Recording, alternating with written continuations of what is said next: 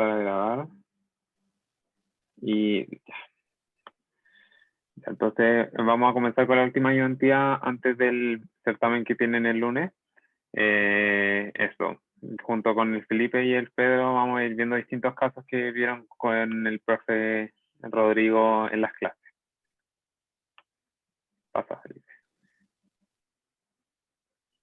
Ya, la pregunta 1 está relacionada con un cuadro que igual es difícil de comprender, pero... disculpa, Chris. Dale. ¿Estás grabando tú, cierto? Sí, yo estoy grabando. Ah, ya, ok. Ya. Entonces, este caso es la acidosis tubular renal, que igual es más o menos complejo de entender, pero hay ciertos puntos que hay que tener claro y que son los que preguntan principalmente en las pruebas, porque igual es un cuadro que normalmente escapa un poco de la medicina general. Dice, frente al caso de un niño de 6 años portador de acidosis tubular renal distal generada por un mecanismo dependiente de voltaje, es correcto señalar lo siguiente. Se espera comprobar orina de pH elevado que cae luego de administrar cloruro de amonio. El umbral renal de bicarbonato deberá encontrarse disminuido. La prueba de sobrecarga de bicarbonato de sodio conducirá al hallazgo de una PCO2 urinaria ligeramente superior a la plasmática y debiera comprobarse una calemia disminuida. Vale. Ya. Entonces, en primera instancia, lo que quiero recalcarles es que existen distintos tipos de acidosis tubular renal. Las acidosis tubulares son principalmente cuadros que generan una acidosis metabólica, producto de un daño en el riñón, y que generan un tipo de acidosis metabólica con el neon GAP normal. Es decir, no hay una alteración dentro de los aniones GAP que vimos en la ayudantía, por ejemplo, de ácido base. Y dentro de esto se distinguen 4 tipos. El tercero es un poco más extraño porque es un tipo mixto, así que vamos a dejarlo de lado, pero los otros 3 son importantes conocer. En primera instancia tenemos los tipo 1, que son acidosis tubular distales. Es verdad que están un poco como desordenados porque es tipo 1 distal, 2 proximal y 4 distal nuevamente, pero es más importante que sepan a qué se refieren. Entonces tenemos esta acidosis tubular tipo 1, en donde lo que se caracteriza y lo que caracteriza en general a las acidosis distales es que tienen una alteración en la capacidad de acidificar la orina. Y esto es algo que también vimos en la ayudantía de ácido base, donde nos dimos cuenta que principalmente la función dentro de la regulación ácido base de el túbulo proximal es la reabsorción de bicarbonato y el túbulo distal es más, tiene que ver con otras cosas, por ejemplo, la acidificación de la orina. Entonces, al estar dañado este segmento, no vamos a poder generar una orina más ácida, menor a 5,5, 5,3 a veces se habla. Normalmente suele ser mayor. Y esto es más marcado en lo que es la acidosis distal tipo 1. Y en la tipo 4 no es tan característico, por eso en este esquema parece como que podría haber una orina menor. Este tipo de acidosis tubular tipo 1 se caracteriza por ser una acidosis de tipo secretora, es decir, que tiene una alteración en lo que es la secreción de protones y también por tener una hipocalemia. En general, como las claves para diferenciar los tipos de acidosis tubular son la capacidad de acidificar la orina y la alteración en la calemia, justamente. Después tenemos la acidosis tipo 2, en donde vamos a tener un mecanismo proximal, principalmente por una disminución de la reabsorción de bicarbonato, lo que va a generar finalmente la acidosis, porque la acidosis puede producirse por un balance positivo de protones o por un balance negativo de bicarbonato. Y en este caso sí va a existir la posibilidad de que se acidifique la orina porque finalmente no está afectado al túbulo distal. Y también se caracteriza este tipo de acidosis por tener una hipocalemia. Y finalmente tenemos la tipo 4, que también es más distal y que en este caso es muy característico el hecho de que es hipercalímica y se genera principalmente por mecanismos de trastornos del voltaje, que es lo que se preguntaba en la pregunta respecto a este niño que tenía una acidosis tubular. Eso al respecto principalmente de los tipos de acidosis tubular. Entonces aquí lo importante para la sospecha es justamente esta acidosis metabólica con anión GAP conservado, y también se habla de una alteración en la secreción de amonio por parte del riñón, que fue algo que vieron en la clase junto con el profe Rodrigo, porque también existen otras acidosis metabólicas con anión GAP conservado que tienen origen digestivo. Y finalmente lo importante que yo creo que se recalque es el hecho de la acidificación de la orina y la alteración de la calemia. Siguiente, Felipe, dale la siguiente. Ya, entonces respecto a una de las preguntas que se mostró y que de hecho tuvieron hartas personas respondieron esa alternativa, que era la B, era respecto al umbral renal de bicarbonato. Y observamos acá en este gráfico que se fue mostrado también en la clase, que existe solamente una alteración del umbral renal en el caso de las acidosis tubulares proximales. Es decir, que la capacidad que va a tener el riñón de reabsorber el bicarbonato va a ser mucho menor. Normalmente esto está situado en los 24, algo relativamente normal a lo que es la concentración plasmática de bicarbonato, pero en el caso de las tubulopatías proximales, esto va a ser mucho menor, lo que va a producir que la concentración plasmática de bicarbonato disminuya. Eso. Respecto por eso no había una alteración principalmente de la disminución de el umbral renal de bicarbonato, sino más bien esta característica de las acidosis proximales. La siguiente, por favor. Ya, respecto a los trastornos de la calemia, que también fue una alternativa que fue más contestada que la correcta, tenemos esto que ya les había mencionado y que existen en los 4 tipos. Se puede ver alteraciones de la calemia, pero que van a ser distintas y van a tener también explicaciones distintas. En la tipo 1, principalmente se observa una hipocalemia, y esto tiene que ver con que las alteraciones de la acidosis tubulares tipo 1, la afectación que se ve es que hay una alteración en los transportadores a nivel proximal. No, disculpen, tengo intercambiado esto en la tipo 1 con la tipo 2. Después cuando se suba el PPT van a hacer cambios. Volvamos a la tipo 1, que corresponde a lo que está abajo. Las tipo 1, como habíamos mencionado, eran acidosis tubulares que tienen una alteración a nivel distal y que tiene principalmente una disminución de la secreción de protones distales. Es producto de esto que debido a que se genera esta alteración, no más bien alteración, sino que se genera este lumen negativo producto a la reabsorción de sodio a nivel distal, es que al no poder excretarse protones, lo que se va a excretar finalmente son protones, o sea, potasio. Y eso va a generar finalmente un balance negativo de potasio, lo que va a terminar explicando la hipocalemia que se observa en las acidosis tipo 1 distales. En las acidosis tipo 2 proximales, ahora sí lo que se va a ver es una alteración en los transportadores a nivel proximal, lo que va a generar que finalmente a lo largo del túbulo, de los túbulos, no se reabsorba tanto sodio, y cuando llegue a distal, la cantidad de sodio disponible va a ser mucho mayor. Y gracias a esto, la reabsorción que se genere va a generar un lumen negativo, nuevamente, en donde se va a acompañar con la secreción de protones, tanto de hidrogeniones como de potasio, lo que también va a llevar a un balance negativo de potasio, explicando la hipocalemia.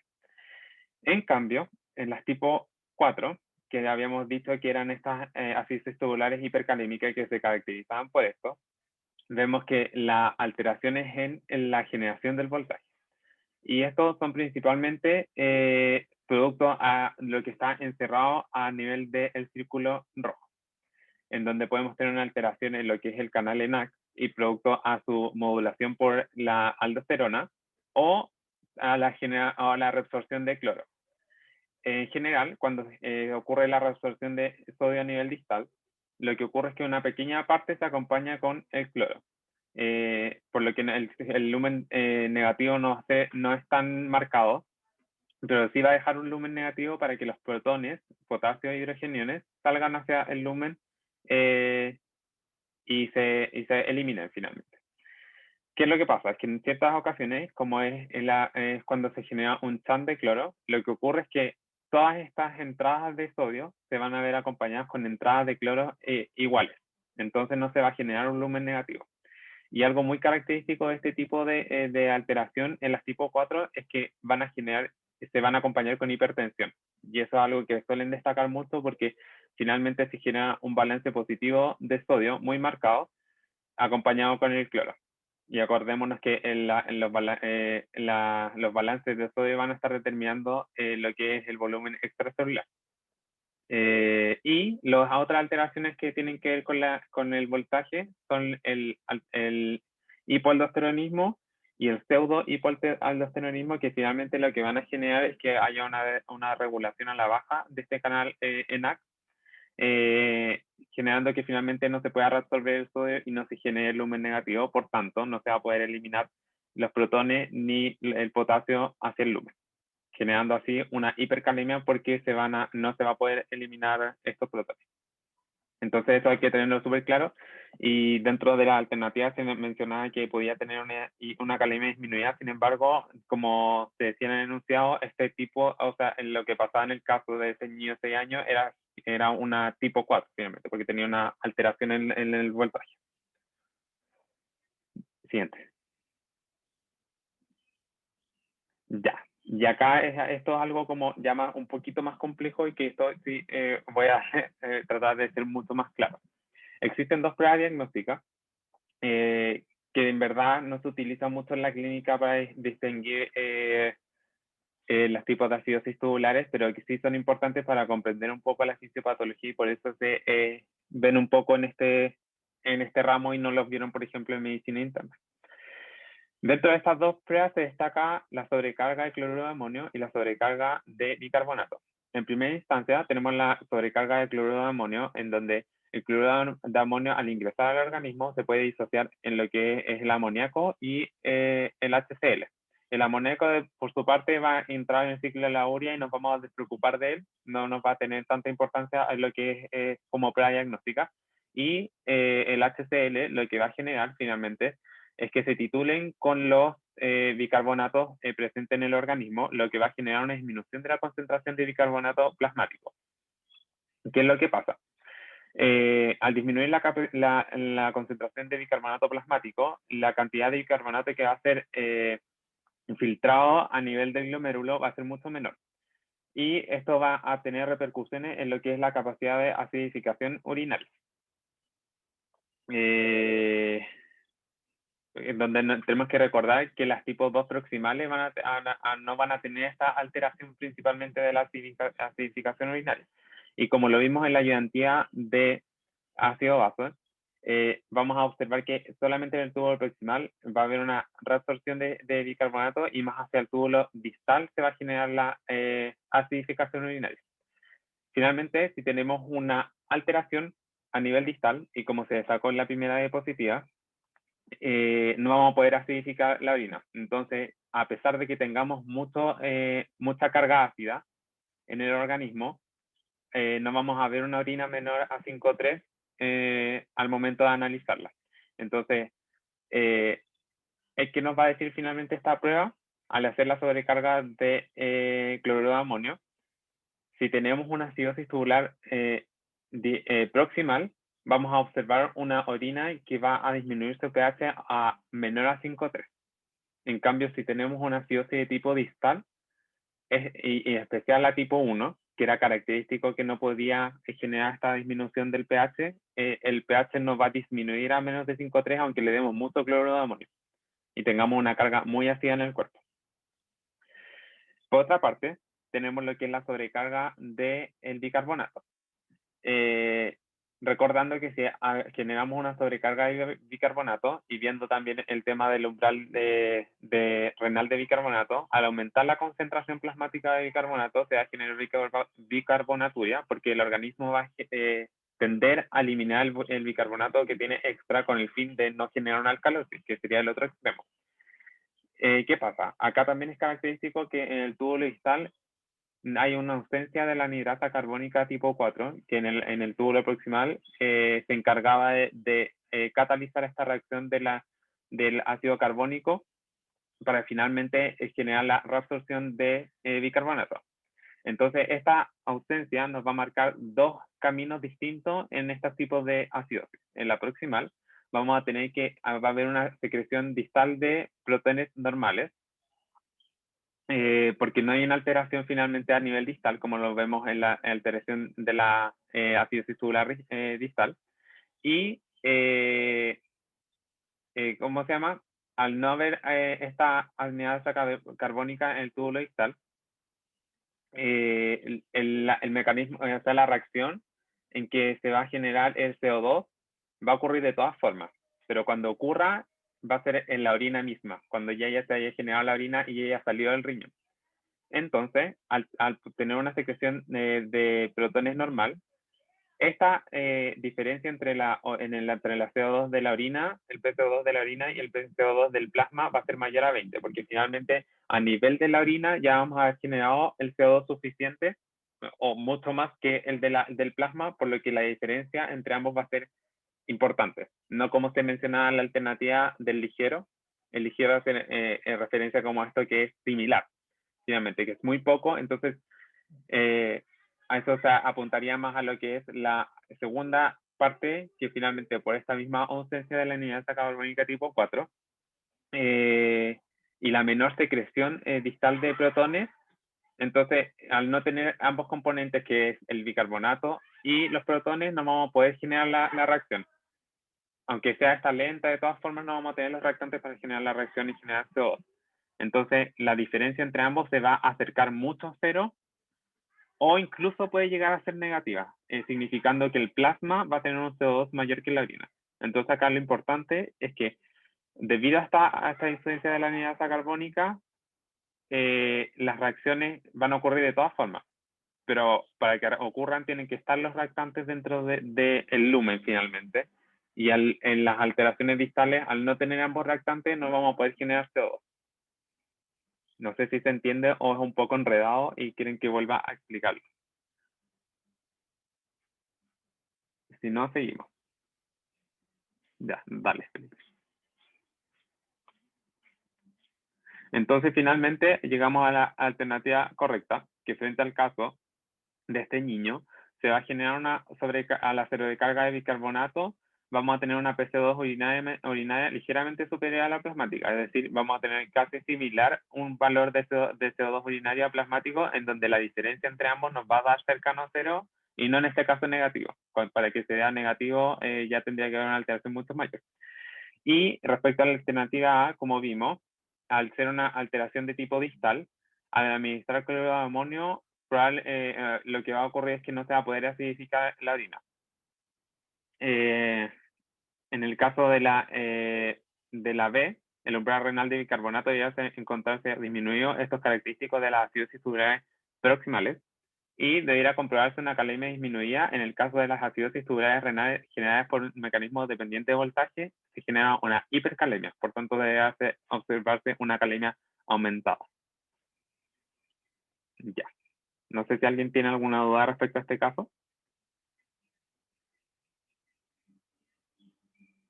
Yo, Dale. que en la parte que hablaste de las pruebas diagnósticas, en la ¿Ya? prueba de sobrecarga de la primera, ¿Ya? eso me sirve para identificar una acidosis proximal de una distal o una tipo 2 de una proximal. En general, Como... en general de las proximales con las distales, porque finalmente si te das cuenta, igual en las 4, aunque tengáis como que sea mecanismo, que no sea un mecanismo directamente que altere la secreción de protones, y finalmente que igual vaya a tener una como capacidad de acidificación urinaria menor a nivel distal, porque finalmente no se va a generar la diferencia de voltaje. Entonces tampoco vaya a poder eliminar protones, que eso es lo que te va a ir acidificando la orina. No sé si entiendes. Ah, ya, entonces ambas pruebas te sirven como para distinguir entre proximal y distal. Sí, es principalmente para distinguir entre proximal y distal. En la primera diapositiva, que era más o menos una imagen, igual no es tan característico que sea como esta alteración en la tipo 4, como la orina pH menos 5,5, yo obviaría esa parte porque finalmente por el mecanismo fisiopatológico tampoco voy a poder generar una acidificación de la orina. En donde sí se caracteriza el tema de la orina es la tipo 1 y la tipo 2, pero en la tipo 4 igual hay una alteración en lo que es la acidificación urinaria. Ya, bacán, me quedó mucho más claro, gracias.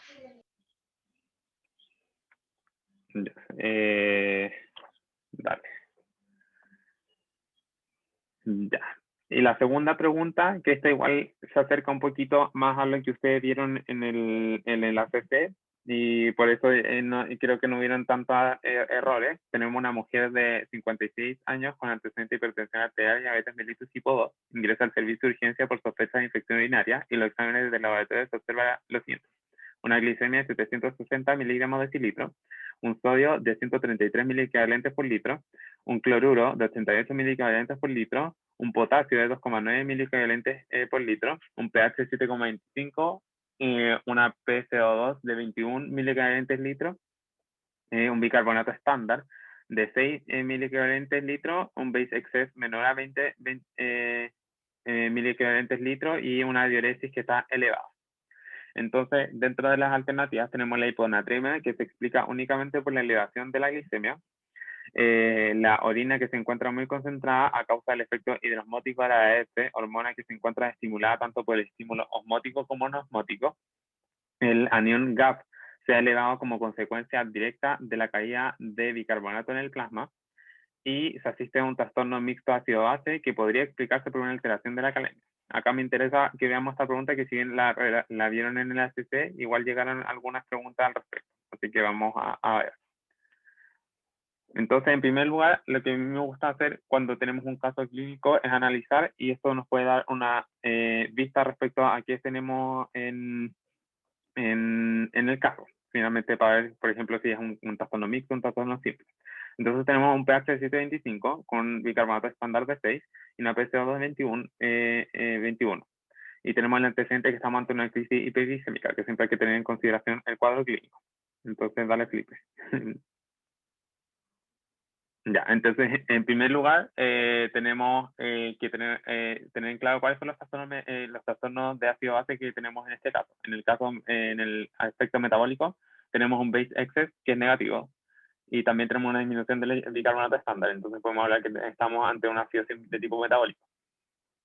Y en el ámbito respiratorio tenemos una PCO2 que está muy disminuida, por lo que podemos hablar de que estamos ante un trastorno de alcalosis.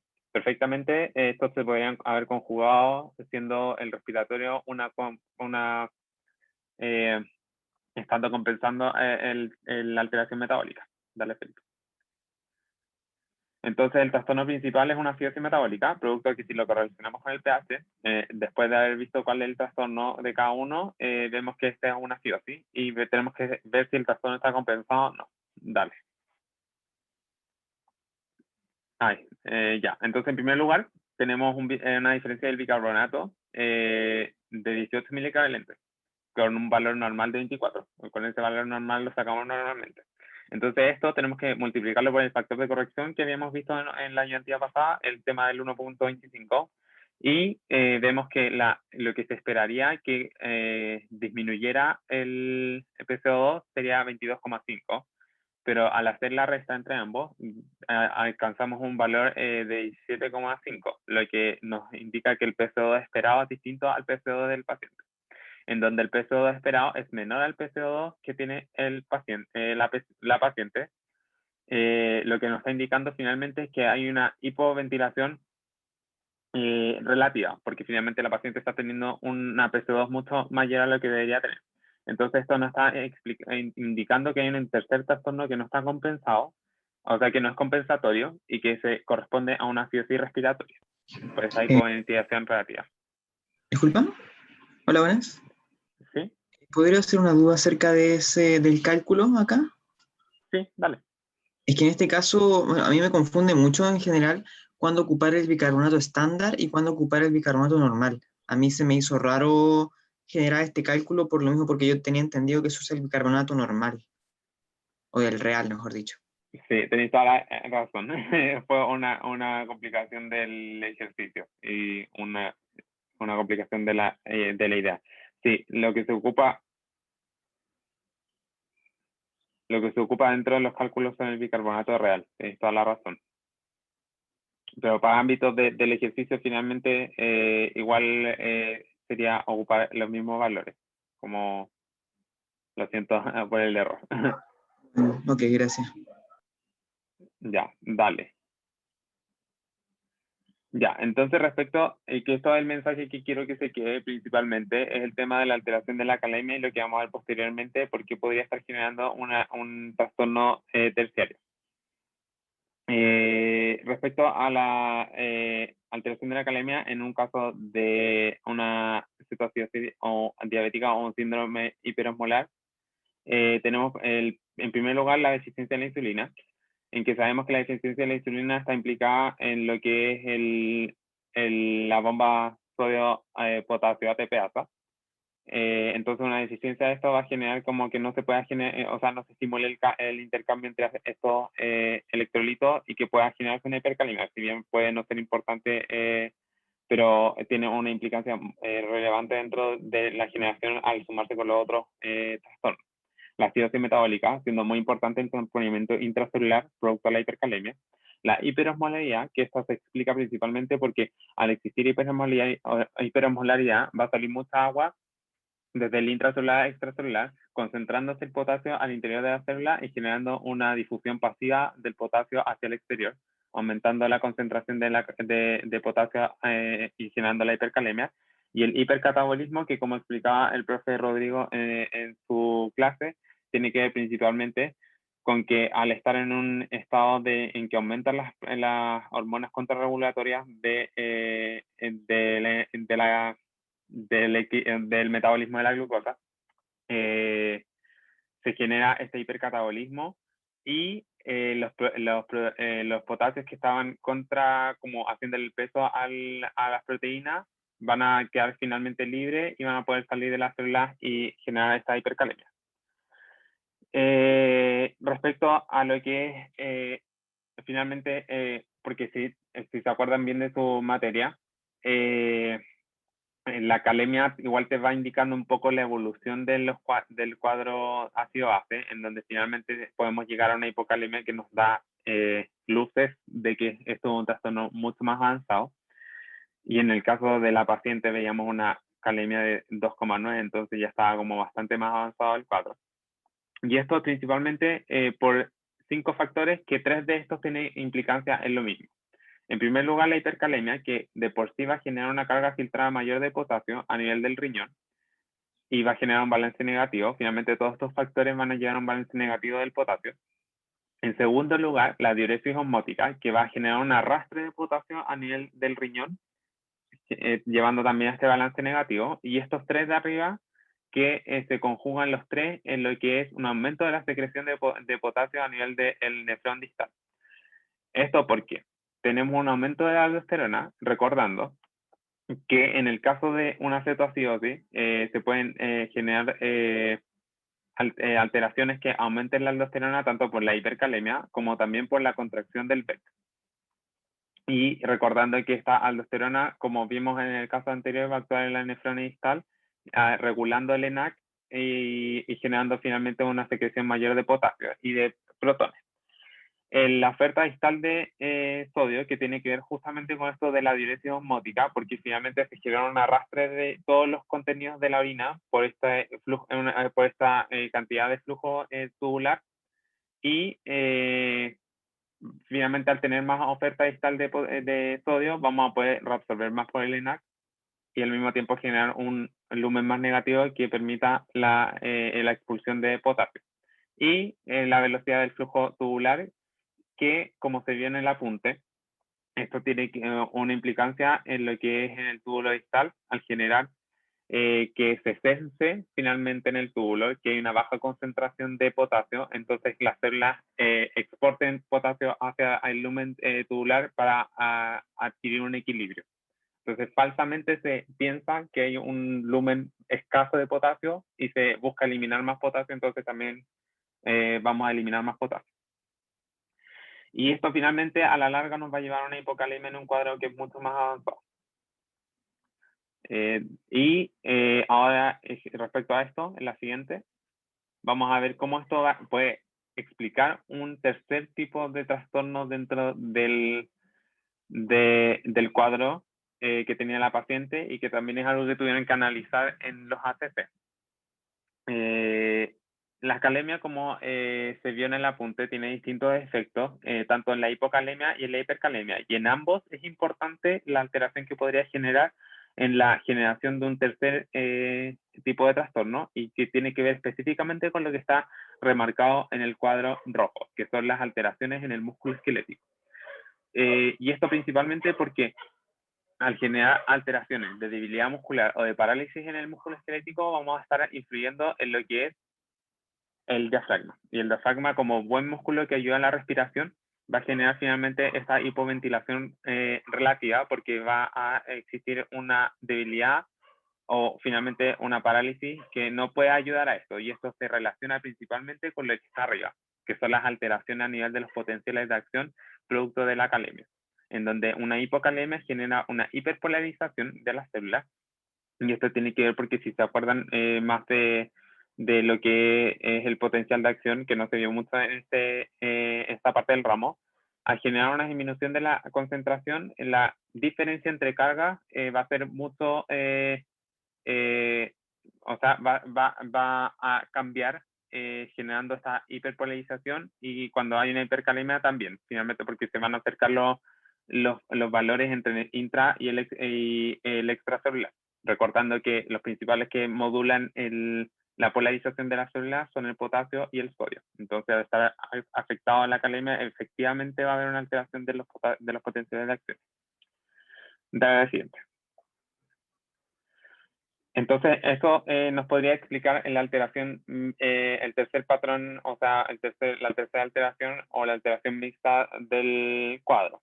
En el caso de la alteración de la anatremia, que es una de las cosas que nos preguntaba en el caso y que nos preguntaba si se podría generar una hiponatremia explicada solamente por el aumento de la glicemia. Hay que recordar que en los cuadros de hiperglicemia, cada 100 miligramos de decilitro de aumento de la glicemia por sobre 100 disminuye 1,6 miliequivalente el sodio desde un valor basal de 140. Esto tiene que ver con la dilución, es principalmente una hiponatremia hipertónica y dilutoria.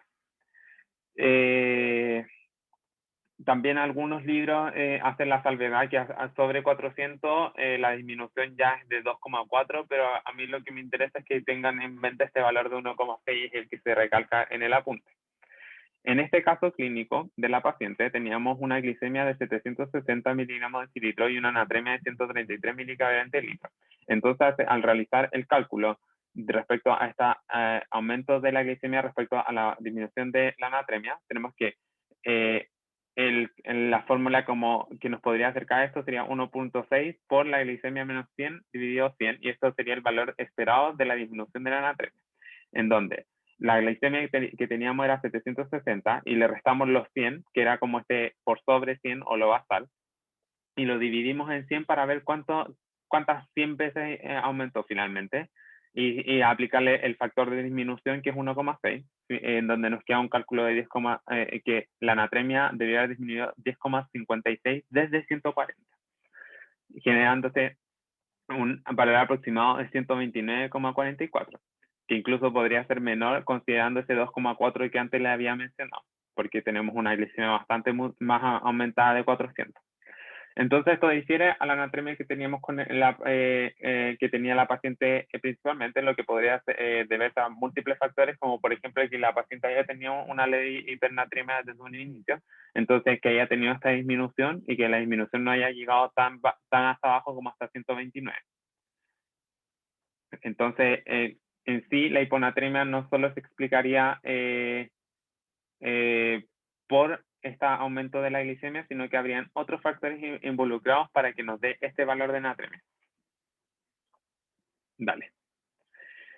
Y respecto a otra alternativa que nos preguntaba si la orina se encontraba muy concentrada producto del efecto hidrosmótico de la ADH, efectivamente podría haber una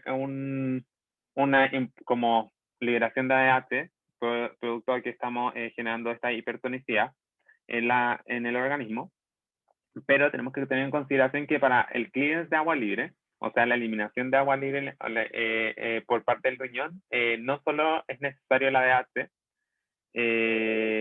sino que también tenemos que tener otras condiciones, como son la BFG adecuada, la cual es una alteración que principalmente se da en los cuadros de ERK y aquí, en la generación de agua libre, que es un punto que nos vamos a tener posteriormente, y el ADH bajo. Finalmente, ¿qué es lo que pasa?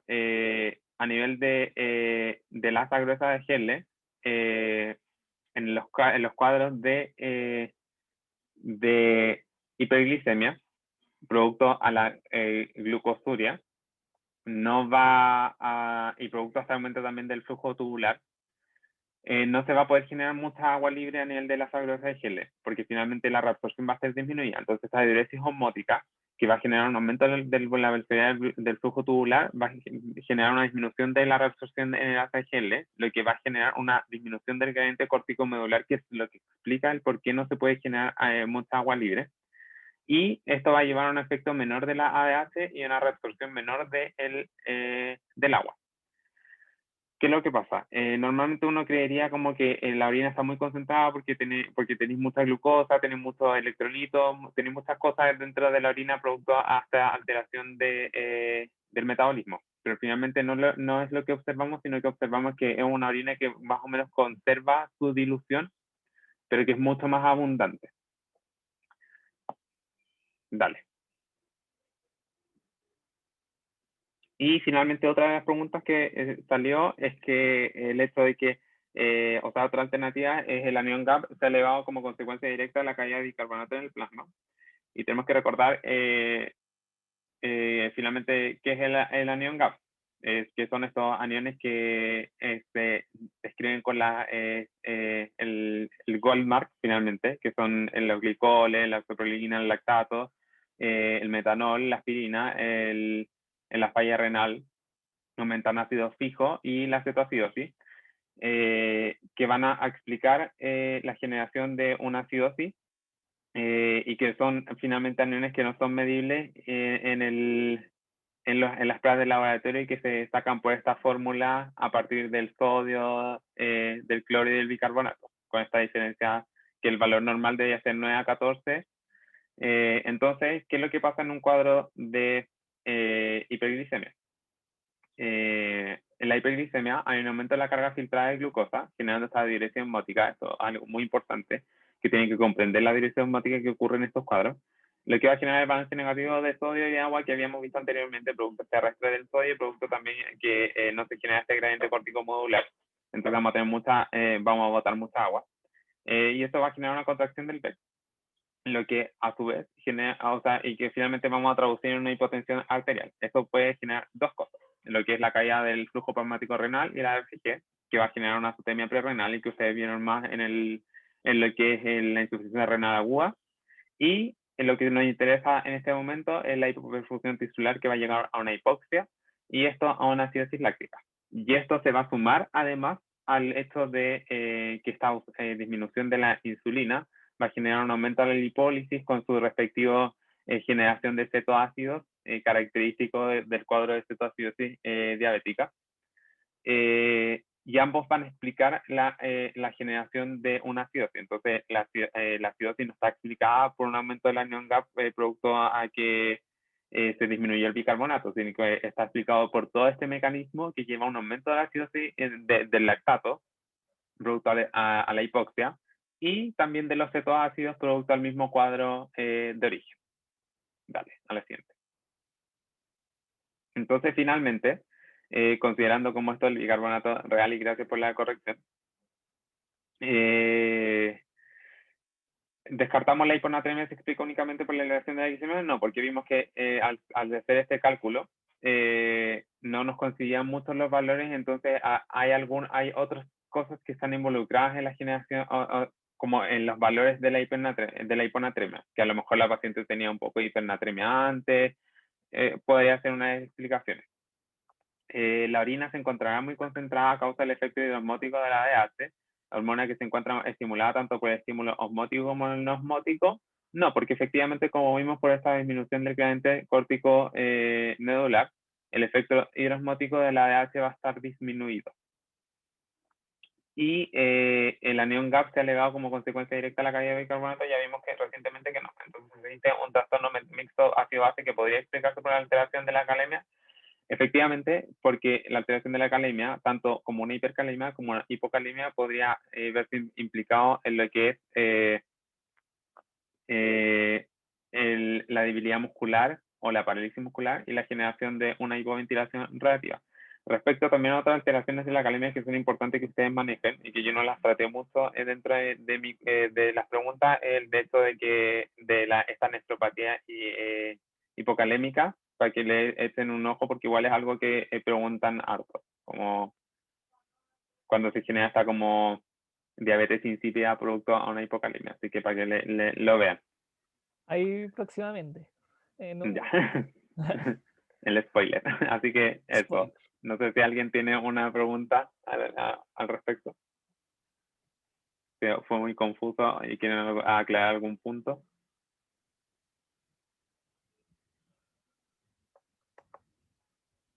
Creo que no. Creo Por que ahí no. si Ya. alguien tiene una pregunta, la dejan en el chat o pregúntame. Yo tengo una duda rápida, disculpa. Ya, dale.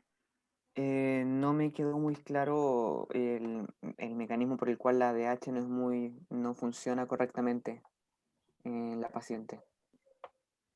Es principalmente por el hecho de que como para que tú reabsorbas agua, no es necesario, o sea, no es como solo necesario el hecho de tener una ADH elevada finalmente, o sea, la hormona antidiurética, sino que también se necesitan modular otros como factores que dentro de esto lo importante es el gradiente córtico medular, porque finalmente si nos recordamos, el agua no se mueve de por sí, porque si estuviera la aquaporina puesta en el tubo distal no se va a mover sola para adentro, sino que necesita de que haya una diferencia de gradiente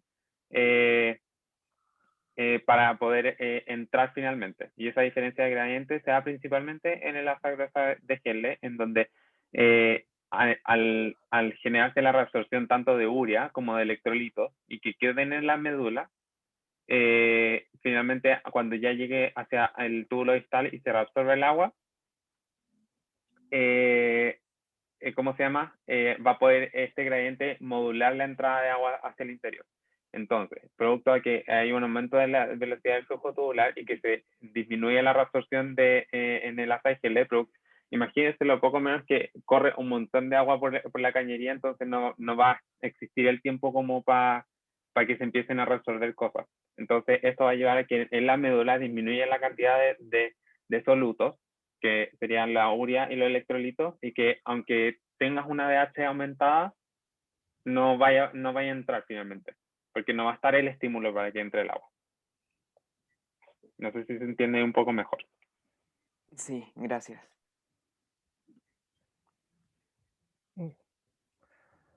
Entonces, ¿alguna otra duda con respecto a lo que llevamos en la ayudantía? O si no, vamos a pasar a la pregunta 3. Ya, Creo que no. Ya, entonces antes de avanzar y ir a la pregunta, les quiero pedir perdón porque subí la pregunta 3 y la pregunta 4, pero después me di cuenta que había un pequeño error en la 3 y la volví a subir y perdieron el orden. Pero ahora ya en Instagram están con el orden correcto y van a quedar guardadas así, de forma buena, en las historias destacadas. Así que perdón por si alguien empezó, o sea, se confundió con esa pifia. Ya, entonces, vamos a hablar de la pregunta 3 que decía lo siguiente. Paciente con diarrea crónica por enfermedad celíaca, o sea, concepto principal, diarrea crónica. Entonces, ingresa al servicio de urgencia con signos de deshidratación, con hipotensión arterial y debilidad muscular. Muy importante este dato, debilidad muscular. Ahora, los exámenes de laboratorio arrojaron los siguientes resultados, los de ácido base.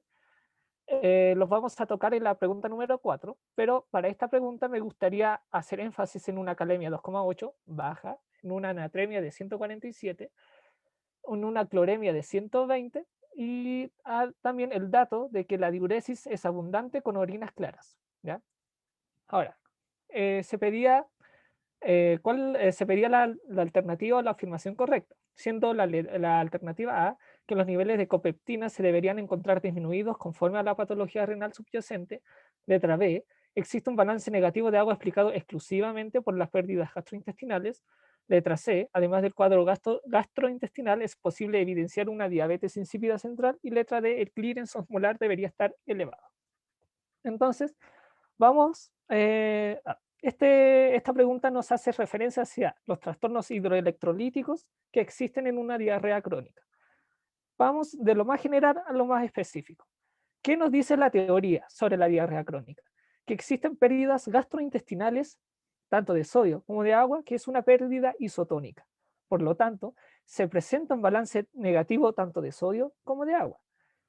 Por lo tanto, existe una contracción del volumen extracelular y del VAE, del volumen arterial efectivo. En este caso sí se condice la caída de uno y la caída de otro, cosa que va a ser un poco diferente, creo, en preguntas posteriores.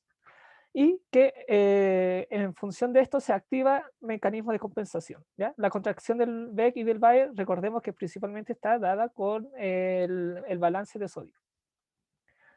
Ahora, la contracción del VEC y del VAE nos van a generar signos tales como de deshidratación o hipotensión arterial, ¿ya? Estamos de a poquito desmenuzando los hallazgos clínicos del paciente. Ahora, la activación de los mecanismos de compensación, llámese sistema simpático, sistema renina-angiotensina-aldosterona, liberación de ADH por estímulos no osmóticos, como ya contó mi compañero anterior, el Chris. Todo esto van a caer en un efecto a nivel renal que va a generar una reabsorción de sodio y de agua para poder contrarrestar este balance negativo. Sin embargo, esta reabsorción de agua va a ser mayor que la reabsorción de sodio en términos cuantitativos, por lo tanto, se va a generar una hiponatremia dilucional. Esto dice la teoría. Sin embargo, nuestro paciente no estaba conforme con la teoría, no le hacía caso. ¿Por qué? Porque este paciente presentaba una abundante diuresis y una orina no concentrada, lo cual es raro, pensando que si existe una liberación del ADH excesiva más los otros mecanismos de compensación, este paciente debería estar oligúrico y debería estar con la orina muy concentrada. Entonces, este hecho es un poco raro. Y además presentaba una hipernatremia diferente a lo que estábamos hablando en base a la teoría. Entonces, podemos llegar a la conclusión que aparte de la diarrea crónica, existe otro fenómeno, existe otra patología. ¿Cuál será? Para determinar esto, necesitamos ponerle atención a este dato, a la calemia. La calemia era 2,8 mil equivalente por litro, o sea, bastante baja. En tienen que acordarse que los valores de la calemia no siempre se conllevan con el balance o su homeostasis en el organismo, ¿ya? Si tienen alguna duda, ahí al final podemos dar ejemplos de cuando los valores de la calemia no se condicen con el balance. Sin embargo, en este caso sí se condice, porque hay una calemia baja y hay un balance negativo de potasio. ¿Y cómo podríamos decir o en qué se fundamenta este balance negativo? Bueno, existen pérdidas gastrointestinales de potasio y existe una activación del sistema renina-angiotensina-aldosterona. Recordemos que la aldosterona a nivel del túbulo colector, mediante, como ya ha mencionado Chris en las preguntas anteriores, genera reabsorción de sodio y una secreción de potasio. Entonces existe este balance negativo. Ahora, entonces, si juntamos los hechos clínicos de que tenemos una hipocalemia, tenemos ya síntomas de hipocalemia, se decía en la pregunta que tenía debilidad muscular, y además lo sumamos al hecho de que tiene una diuresis, una poliuria acuosa, cuando no debería ser así, cuando debería estar oligúrico con una orina muy concentrada. Si juntamos esos tres elementos, podríamos claramente sugerir que en este paciente existe una diabetes insípida nefrogénica caliopénica. O sea, ¿qué es esto? Vamos por parte, ¿ya? ¿Qué significa diabetes insípida? En primer lugar, es una incapacidad de concentrar la orina, punto. Y en clínica se va a traducir en una diuresis abundante con una orina clara, o sea que está poco concentrada. la diabetes insípida es igual a un menor efecto de ADH, ¿ya? Sin embargo, la diferenciación entre central y nefrogénica va a ser que en el central va a haber una menor liberación de ADH a nivel de la neurohipófisis, y la nefrogénica es que existe un menor efecto del ADH a nivel renal. En este caso es nefrogénica. ¿Por qué? Porque ya vimos que existe hipocalemia. ¿Y cuál se ha establecido? Existe evidencia en la literatura de que la hipocalemia se condice con una diabetes insípida nefrogénica. ¿Cuáles son los mecanismos subyacentes a esto? No se sabe mucho, pero se postula de que se activa la fosfodiesterasa secundaria a la hipocalemia, que interrumpe la vía de señalización del ADH con la unión de su respectivo receptor a nivel de las células del túbulo colector, receptor denominado V2. Entonces recordamos que la unión de esta hormona con este receptor genera una cascada de señalización donde el CAMP es muy importante porque activa la proteína, o es parte de la cascada de señalización que genera una activación de la proteína quinasa A, la cual a su vez estimula ¿cómo se llama? Poner, por así decirlo, acuaporina 2 en la membrana luminar, y también estimula un cambio en la expresión génica, aumentando la síntesis de la acuaporina 2 para que se permita mayor reabsorción de agua. Entonces, si la fosfodiesterasa interrumpe esta vía, disminuye el CAMP cíclico, interrumpe toda esta vía de señalización, por lo tanto, el efecto del ADH a nivel renal va a estar disminuido. Por lo tanto, va a haber una menor reabsorción de agua y un mayor clearance de agua. Ahora, es muy importante porque este es un dato que a lo mejor algunas veces se suele olvidar y es preguntable en el certamen, de que la ADH no solamente se mete en el agua, se mete con la urea. ¿Por qué? Como bien dijo y bien explicó mi compañero Chris en las preguntas anteriores, tenemos el túbulo colector, tenemos la luz tubular y tenemos el intersticio renal. Entonces, para que exista un movimiento de agua desde el túbulo hacia el intersticio renal, se debería, además de la presencia de acuapurina 2, canales para el agua, debería existir un gradiente de osmolaridad, ¿ya? El intersticio debería estar más hipertónico para que el agua vaya de hiposmolaridad a hiperosmolaridad y genere ese gradiente para propiciar el movimiento de agua. Si en el caso de que nosotros solo reabsorbemos agua, vamos a estar diluyendo el intersticio, disminuyendo su osmolaridad, por lo tanto la gradiente se va a disminuir, va a tender al equilibrio. Entonces, eso para el organismo no le sirve porque necesita seguir absorbiendo más y más agua. Por lo tanto, también el ADH genera un aumento de la permeabilidad de la urea a nivel del túbulo colector, de manera que también se pueda reabsorber urea hacia el intersticio medular del riñón y que ésta aumente la tonicidad del intersticio. Y así se va a mantener el equilibrio, se va a generar se va a mantener o se va a perpetuar la hipertonicidad del intersticio, que va a propiciar el movimiento de agua desde el túbulo colector hacia el intersticio, desde un lugar donde está está con una hiposmolaridad hacia una hiperosmolaridad, ¿ya? Y recordando también el dato de que la concentración de la médula o del intersticio se da aproximadamente en un 50% por cloruro de sodio y un 50% de urea. En este caso, también vemos el de urea, y en el caso de la pregunta anterior, veíamos el 50% restante del cloruro de sodio porque no se podía reabsorber a nivel del asa ascendente gruesa de Henle, ¿ya? Entonces, como no podemos reabsorber, se afecta el mecanismo del ADH, se afecta la reabsorción de agua, pero también se afecta la reabsorción de urea, vamos a encontrar un mayor clearance osmolar. Y recordando que clearance, el concepto es el volumen de plasma que es depurado totalmente de solutos por un periodo de tiempo. Entonces, si estamos perdiendo urea, si lo estamos secretando, eliminando del cuerpo, va a haber un mayor volumen por unidad de tiempo que se va a estar depurando de urea, que es uno de los componentes del clearance osmolar. Por lo tanto, va a haber un mayor clearance osmolar, ¿ya? Ahora, por último, tenemos que un balance negativo de agua libre, se genera una hipernatremia, eso ya se ha tocado desde el inicio de la asignatura. Y esto es muy importante, porque tenemos una diabetes insípida nefrogénica, pero en el sistema nervioso central estamos bien.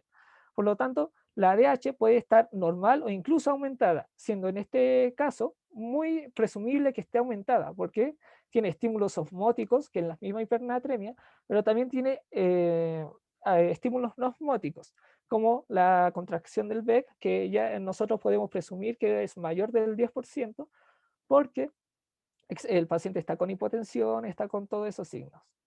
Y este también es un dato bastante interesante, de que la copeptina es uno de los péptidos que se secreta junto con la ADH, porque es uno de los péptidos que pertenecen a una cadena polipeptídica grande. Entonces, en la neurohipófisis tenemos una cadena polipeptídica grande que para secretar ADH tiene que cortar esta cadena polipéptica y la corta en 3 pedacitos. Uno, cuyo nombre no me acuerdo, pero no muy importante, un segundo pedacito que es la copeptina y un tercer pedazo que sería la ADH. O sea, más que cortar es escindido, que es el término correcto. Entonces, cuando se secreta ADH, se secreta también la copeptina. ¿Y por qué es importante? Porque generalmente la ADH media es un poco difícil de obtener su valor. Puede ser una buena variante para determinar o correlacionarla con la secreción de ADH, porque es más fácil medirla en laboratorio. Entonces, podemos completar el esquema, que la diabetes insípida nefrogénica caliopénica es la que nos estaría explicando el porqué de la hipernatremia y el porqué de la poliuria acuosa. Entonces, la alternativa correcta era la letra D. La letra A, los niveles de copeptina se deberían encontrar disminuidos. Nosotros pensamos que es una diabetes insípida nefrogénica, por lo tanto debe estar muy elevada, por lo tanto la copeptina debería estar elevada. ¿Existe un balance negativo de agua explicado exclusivamente por la pérdida de gastrointestinales? No, esto creo que también la contestaron harto, porque existe un balance negativo de agua, pero por la diabetes insípida nefrogénica. Hay un trastorno sumado. Y además del cuadro gastrointestinal, es posible evidenciar una diabetes insípida central en función de la clínica, en función del valor de la calemia, en función de esta debilidad muscular, en función de todo, podemos decir que más bien es una diabetes insípida nefrogénica. ¿Ya? No sé si se tiene alguna duda. Bueno, y el clearance osmolar está elevado por el tema de la urea, porque hay mayor secreción de la urea o eliminación, porque está interrumpido los mecanismos del ADH. No sé si surge alguna duda en este punto. A mí me surge una pequeña duda, Dime. pero es más que nada porque no manejo muy bien el cuándo varía el clearance osmolar. Lo que pasa es que, por lo menos así lo razoné yo. ¿Mm? Pensé, si está con la diuresis abundante con líneas claras, lo más probable era una diabetes insípida nefrogénica. Ujú. Y en la diabetes insípida nefrogénica va a aumentar, lo más probable es que el clearance de agua libre, porque estás dejando ir agua libre, porque no se está reabsorbiendo. Y no me hizo sentido por qué aumenta el clearance osmolar. Claro, es que vamos parte por parte. La definición de clearance es, como dije, el volumen del plasma que es depurado por unidad de tiempo que es depurado totalmente de una sustancia.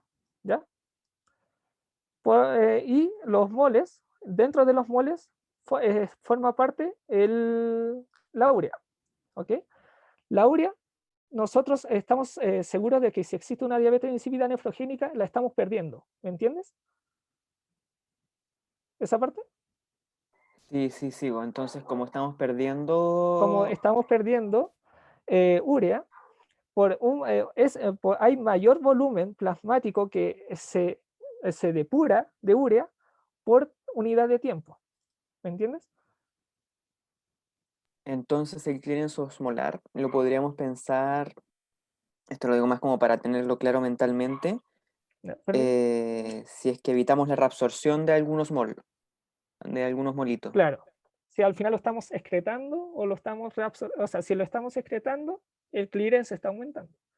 Si lo estamos reabsorbiendo, el clearance está disminuyendo. En este caso Eso aumentarían, como, disculpa, en este momento estarían aumentando entonces ambos clearance, ¿verdad? claro. Sí, porque el clearance Ah, de agua libre está aumentando, como bien tú dijiste. ya. Muchas gracias, me hace mucho más sentido. Cualquier duda, la menciono. O si quedó otra duda. ¿Ya? ¿Avanzamos a la pregunta 4? Ya. La pregunta 4 es el mismo caso, pero ahora haciendo referencia a los trastornos del equilibrio ácido-base. ¿Ok? Entonces, en base a este tópico, ¿cuál de las alternativas es correcta? A. Se asiste a un trastorno simple. Letra B. En base a la cronicidad del cuadro y suponiendo indemnidad en los mecanismos renales de la regulación del equilibrio ácido-base, es esperable encontrar un umbral renal de bicarbonato aumentado. Letra C. Se está ante una acidosis metabólica con un anión GAP elevado. Y letra D. Se debería constatar una disminución de la producción renal de amonio por menor disponibilidad de CO2. ¿Ok? Ya. Entonces, hay que hacerlo bastante paulatino, paso por paso. El análisis del trastorno equilibrio ácido-base, sé que este es un tema que ya lo tocó mi compañero, el Chris, en la parte anterior, y también lo tomamos, lo utilizamos en la ayudantía previa de ácido-base. Sin embargo, somos majaderos porque se pregunta esto en el certamen y en el examen. Por lo tanto, tener claro este mecanismo, este razonamiento es bastante necesario y útil para enfrentar de manera correcta el certamen. Entonces, el pH tiene 7.18, estamos en acidemia, el pH2 está en 34, está un poco disminuido, una hipocapnia, podríamos decir que estamos en una alcalosis respiratoria, y un base excess negativo que es una acidosis metabólica. ¿Ok? Voy a estar un poquito más rápido porque esto ya supuestamente lo hemos hablado en ayudantías previas. Según el pH, que como es ácido y como es una diarrea crónica, podemos decir que el trastorno primario es una acidosis metabólica con la compensación respiratoria. El delta de bicarbonato es 24 menos 13, es 11. Este factor de conversión, recordemos que lo sacamos de este gráfico y de estas ecuaciones. Por lo tanto, es por 1.25 que debería ser 13.75. Como es una alcalosis respiratoria, nosotros a los 40 le restamos los 13.75 y por lo tanto la PC2 predicha es 26.25, lo cual es diferente con la PC2 del paciente, que es de 34. Esta es una franca diferencia. Por lo tanto, podemos decir que es un trastorno mixto. Acá el trastorno secundario se me fue, está mal, porque existe una acidosis metabólica con una acidosis respiratoria. ¿Ya? Ahora, ¿por qué existe una acidosis metabólica? Lisa y llanamente porque por la diarrea, por la diarrea, como aprenderán en la unidad que viene, sodio de agua, pero también de otros electrolitos, siendo uno de ellos bicarbonato. Entonces, ahí se explica la acidosis metabólica. ¿Por qué tenemos acidosis respiratoria? Entonces, porque recordemos que la PC2 del paciente es mayor que la predicha, por lo tanto tenemos una hipercapnia relativa, y es muy similar a lo que dijo Chris en la pregunta anterior. Principalmente porque puede existir una hipoexcitabilidad de los músculos respiratorios por secundario a la hipocalemia, y puede haber una fatiga muscular, porque recordemos que podemos imaginar que en un primer momento el paciente estaba compensando bien en su sistema respiratorio, pero como estaba generando mucha hiperventilación, se puede llegar a fatigar. Entonces, estos dos factores podrían generar o explicar la acidosis respiratoria. Y como está el anion gap, la fórmula está acá, el sodio menos la suma de cloruro y bicarbonato, y la diferencia era de 14, por lo tanto no está elevado. Es una acidosis metabólica con anion gap normal. Ahora, ¿cuáles son los mecanismos de taponamiento? El sistema extracelular, el tampón bicarbonato, recordemos que este está siendo parte del problema, por lo tanto de forma primaria no está aportando en el taponamiento.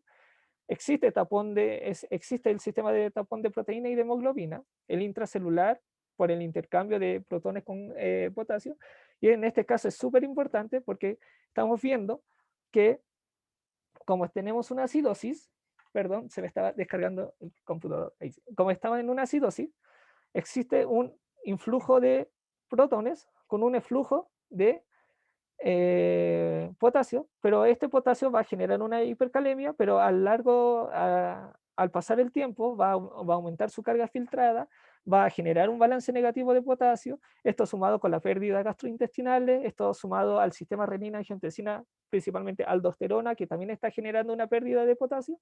Por lo tanto, en teoría deberíamos en un primer momento tener hipercalemia y al final una hipocalemia, muy de la mano de lo que dijo mi compañero anterior. La compensación respiratoria debería ser una hipocapnia, pero aquí vimos que es un trastorno mixto, y la compensación renal. Ya, la compensación renal, vemos, para entenderla rápidamente, tenemos que entender que es un trastorno crónico, diarrea crónica, y es una acidosis, o sea, una caída del pH. En primer lugar, la caída del pH genera una mayor actividad de los transportadores de glutamina. Este es un fenómeno agudo. Perdón. Y como es un trastorno crónico, la caída del pH genera un cambio de expresión génica de manera que aumente la expresión de glutaminasa y glutamato deshidrogenasa. Estos dos efectos, como se vio en la ayudantía pasada y como se vio en las respectivas clases, están muy de la mano con la excreción de amonio, o sea, de ácidos en forma de amonio, a nivel del túbulo colector distal, o sea, del túbulo colector. Entonces, si estamos eliminando o estamos eliminando protones o cargas positivas, es lo mismo que decir que estamos regenerando bicarbonato, y la regeneración del bicarbonato ayuda a elevar el umbral renal de este. Además, existe un aumento de la acidez titulable. También hay que recordar que la depresión del Beck y el balance negativo de potasio aumentan el umbral renal de bicarbonato, principalmente por la hiperactivación del sistema renina-angiotensina-aldosterona, como ya se vio en las clases en la ayudantía previas. Entonces, ¿se asiste a un trastorno simple? No, era mixto. ¿Es una acidosis metabólica? Sí, con anion gap elevado. No. Aparte de la fórmula, no tenemos ninguna otra inferencia que podemos hacer de cuál anión no medible está elevado. La única opción podría ser un ácido láctico por una hipoperfusión tisular, pero ahí sí, al sacar la fórmula ya nos dimos cuenta que está normal. Y por último, se debía constatar una disminución de la producción renal de amonio. Hasta ahí ya llega la alternativa, porque vimos que está aumentada la producción renal por estos mecanismos de taponamiento o de compensación renal al equilibrio ácido-base. Y la alternativa estaba dirigida a esto, que había un umbral renal de bicarbonato aumentado. No sé si existe alguna duda en este punto. Bien. Chiquillos, les quería hacer una pregunta. ¿Les parece, porque nos quedan 2 preguntas por revisar, no sé si les parece que nos tomemos un recreo para eso? Les voy a iniciar una votación por Zoom para ver qué es lo que dice la mayoría. Se puede ver en tiempo real, qué loco. Sí.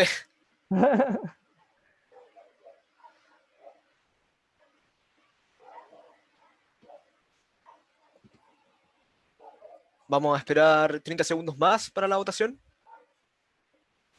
Van 18 personas que han votado.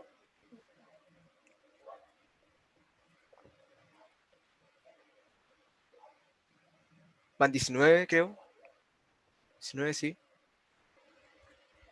Quedan 15 segundos.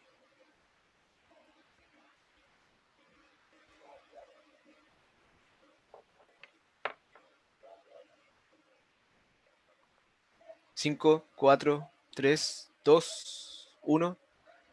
Ok, finalizamos la votación. Y bueno, como ustedes pueden ver, la mayoría por un voto dijo que no, así que bueno, como es mitad y mitad, vamos a dar 2 minutos para que esas personas que votaron que sí, vayan al baño, tomen agua, y mientras hacemos el cambio de PPT. Así que a las 7:21 seguimos. Felipe, Voy a eso. ¿puedes? Vale. Liz Taylor. Gracias.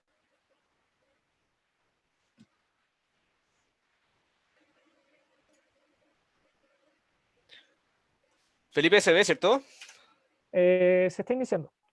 Y aún no se ve. ¿Y ahora? No, Aún no. aún no.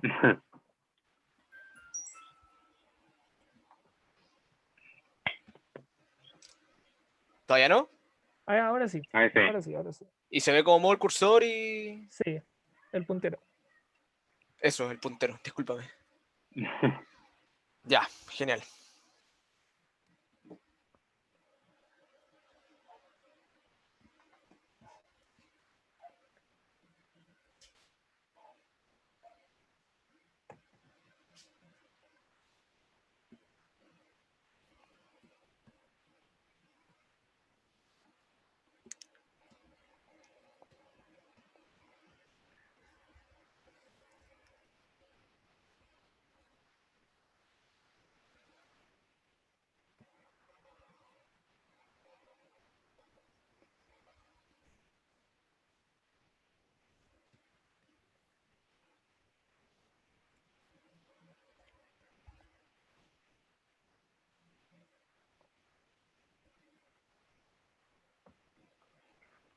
Ya, siendo las 7:21, vamos a comenzar.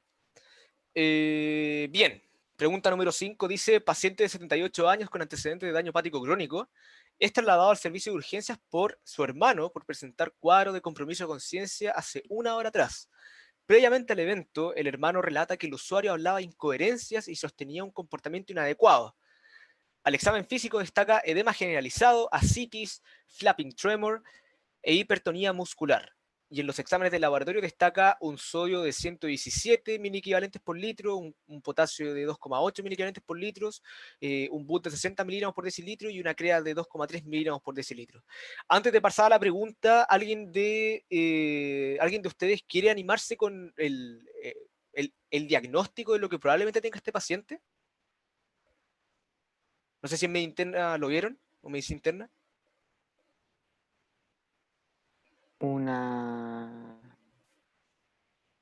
espera, no.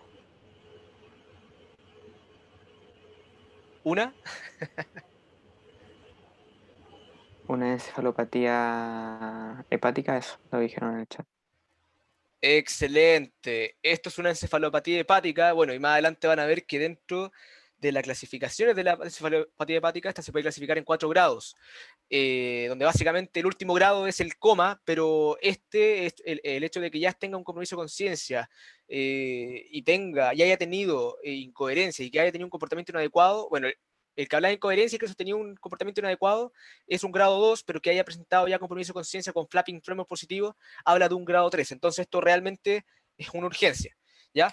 Bien, con respecto a la pregunta, dice, al respecto es correcto, la osmolaridad urinaria del paciente debería estar disminuida, presenta una hiponatremia debido a un aumento de la fracción filtrada de sodio, la disminución del volumen circulante efectivo contribuye a mantener un bajo clearance osmolar y tiene una secreción inapropiada de H que da cuenta de la hiponatremia. Bien, para esto, para revisar un poco la pregunta, yo entiendo que ustedes no han visto cirrosis hepática, así que vamos a presentar un poquito la cirrosis hepática para entenderla desde la generalidad y así entender los trastornos hidroelectrolíticos desde su totalidad. Entonces, esta es una imagen de la elaboración propia que básicamente nos muestra macroscópicamente cómo se ve un hígado cirrótico. Acuérdense que la cirrosis hepática, a diferencia del daño hepático crónico, el daño hepático crónico es un diagnóstico clínico, a diferencia de la cirrosis hepática, que es un diagnóstico anátomo-patológico, ¿ya? Básicamente, la cirrosis hepática se caracteriza por eso, por tener los septos fibrosados entre los hepatocitos, entre el lóbulo hepático, y presentar estos micronódulos o macronódulos de regeneración que se pueden observar microscópicamente como macroscópicamente. Y además, esta imagen nos sirve mucho para entender cómo es que se congestiona el territorio vascular esplácnico en el sector. Es decir, que producto del aumento de la resistencia al paso de no tan solo el territorio portal, el territorio venoso portal, sino que también el territorio arterial proveniente de la arteria hepática propia, producto del aumento de la resistencia a nivel del parénquima hepático, producto de esto mismo, de de la fibrosis, de los septos y esta reparación básicamente exagerada que ocurre en el hígado, ocurre una perfusión retrógrada a nivel de las venas, lo que básicamente se empiezan a crear uniones o cortocircuitos porto-cavas, que vendrían siendo las anastomosis que ocurren a nivel de la vena porta con la vena cava por el plexo gastroesofágico, y aquí es donde como tal, también se ve en la imagen, se pueden ver cómo se muestran las varices esofágicas y las varices gástricas. También existen ciertas anastomosis que no se muestran acá a nivel de las venas periumbilicales, en donde se forma la cabeza de Medusa, y las anastomosis que ocurren a nivel de las venas rectales, en donde pueden ocurrir... chuta, se me fue el concepto. Bueno, estas dilataciones venosas patológicas a nivel de la región anal, que te juro que se me acaba de ir el nombre. Bien, y ahora, para analizar un poquito, a ver si es que alguien en el chat Eso, hemorroides, muchas gracias. La hemorroide.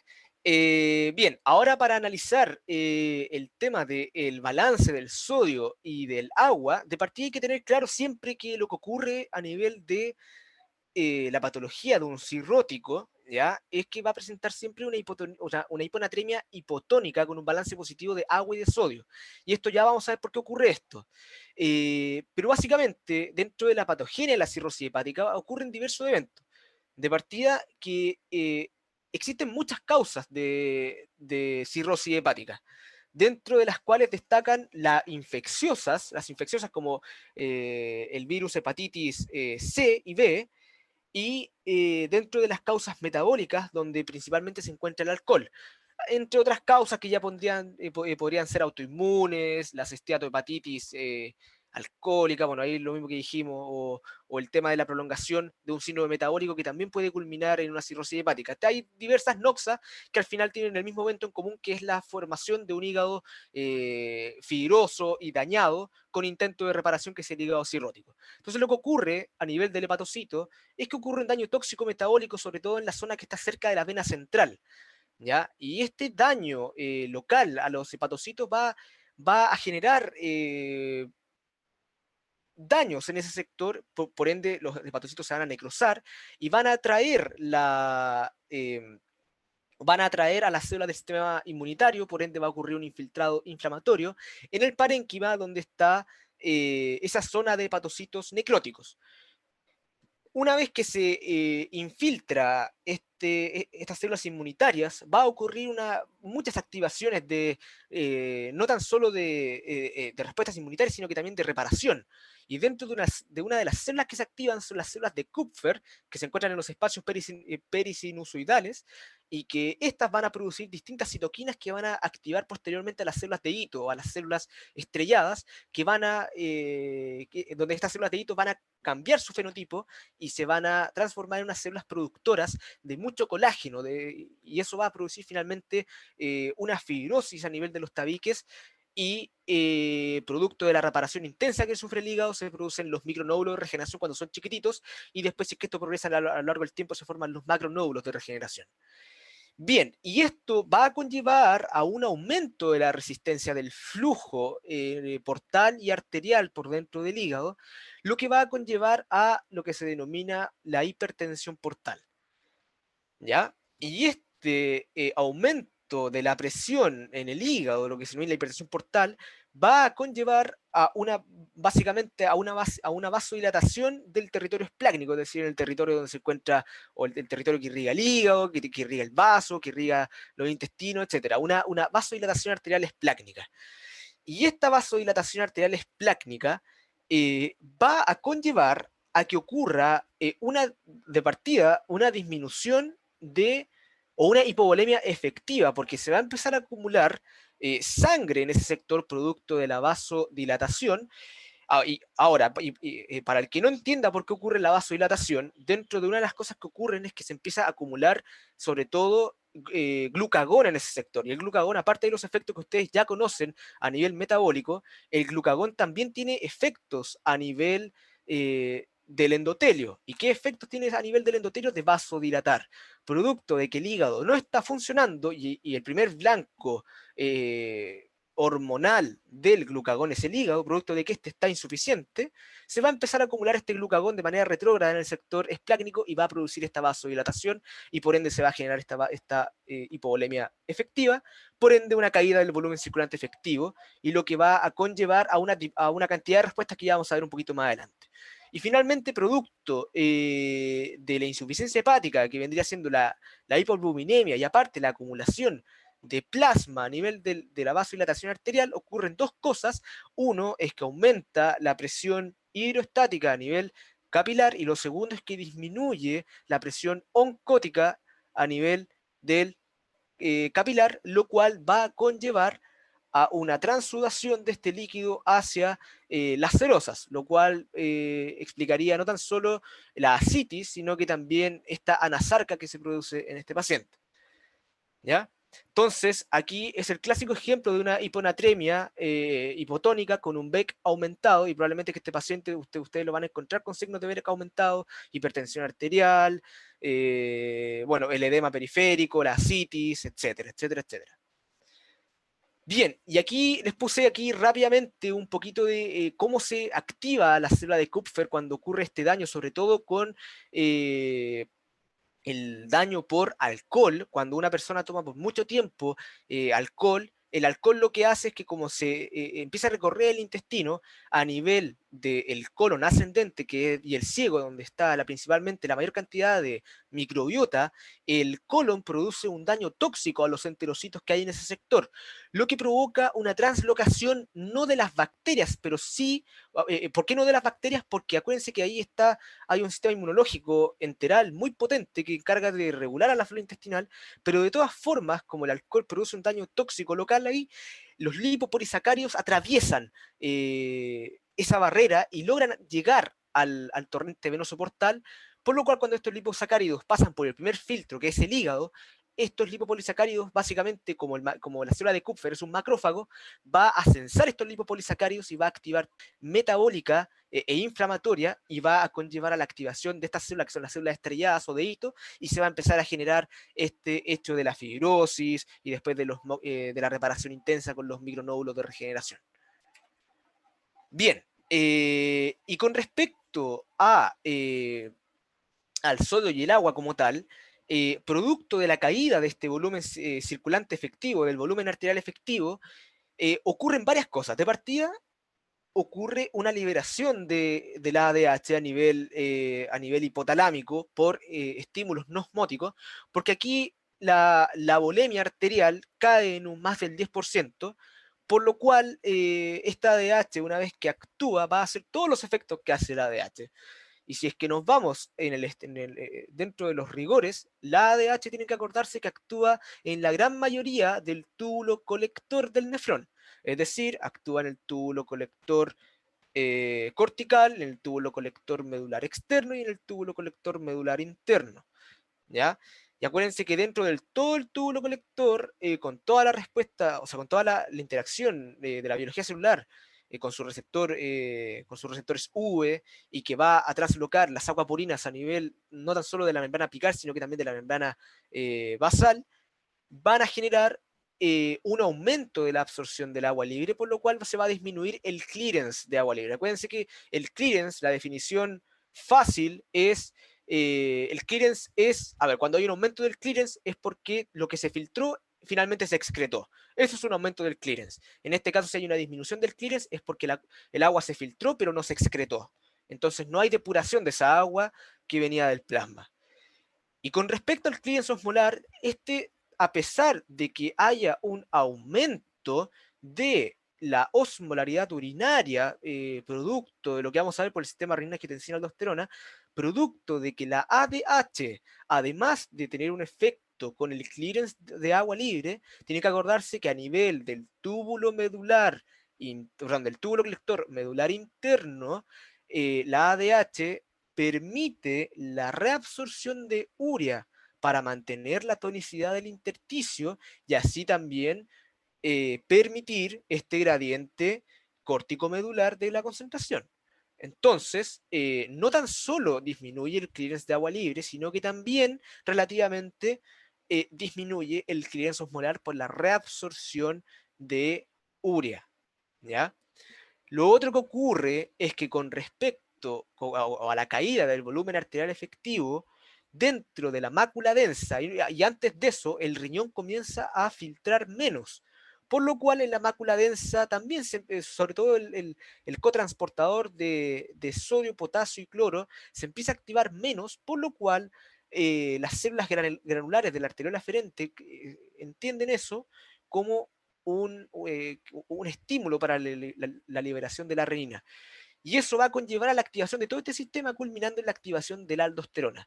Y la aldosterona, dentro de todos los efectos, acuérdense que va a permitir no tan solo... bueno, y no tan solo la aldosterona, sino también la angiotensina 2, que va a permitir una mayor reabsorción a nivel proximal del sodio por la vasoconstricción de la arteriola eferente, y la inserción de los canales de sodio-protón, y la aldosterona, sobre todo a nivel del túbulo contorneado distal, va a permitir la mayor inserción de los canales ENaC, lo cual va a seguir reabsorbiendo estos, este electrolito que es el sodio, y así va a disminuir la fracción de excreción del sodio, ¿ya?